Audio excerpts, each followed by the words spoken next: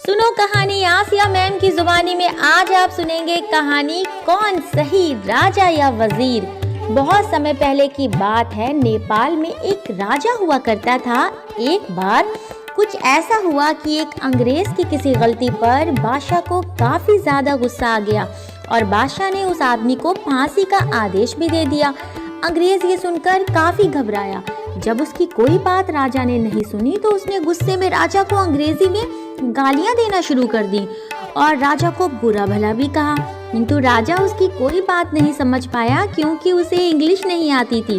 राजा ने मंत्री जो अंग्रेजी पढ़े थे उन्हें बुलाया और पूछा कि बताओ ये क्या कह रहा है। तो मंत्री ने कहा, राजा साहब ये कह रहा है कि बड़े लोग अपने गुस्से को पी लेते हैं और मुजरिमों को माफ कर देते हैं। राजा को मंत्री की ये बात सुनकर दया आ गई और उन्होंने अंग्रेज को माफ कर दिया और उसे आजाद करने का आदेश भी दे दिया। एक दूसरा मंत्री भी अंग्रेजी अच्छे से जानता था। उसने राजा से कहा, राजा साहब हम लोग आपका नमक खाते हैं, वफादारी करना हमारा फर्ज है। जो बात जिस तरह उसे वैसे ही कह देना चाहिए। राजा ने पूछा, तुम क्या कहना चाहते हो?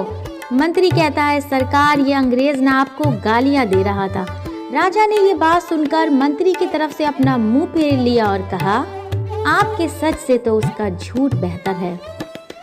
बड़े बुजुर्गों का कहना है कि जिस झूठ से किसी की जान बच जाए और दिलों में प्रेम उत्पन्न हो वो उस सच से बेहतर हुआ जिससे दो लोगों में नफरत पैदा हो। किसी के दिल में प्रेम और स्वच्छता पैदा करने के लिए बोला गया झूठ पाप नहीं, किसी को झगड़ा लगाने वाला सच भी तो ठीक नहीं। तो आपको क्या लगता है कौन सही है, राजा या वजीर? बताइएगा अपनी आसिया मैम को। और कैसी लगी कहानी?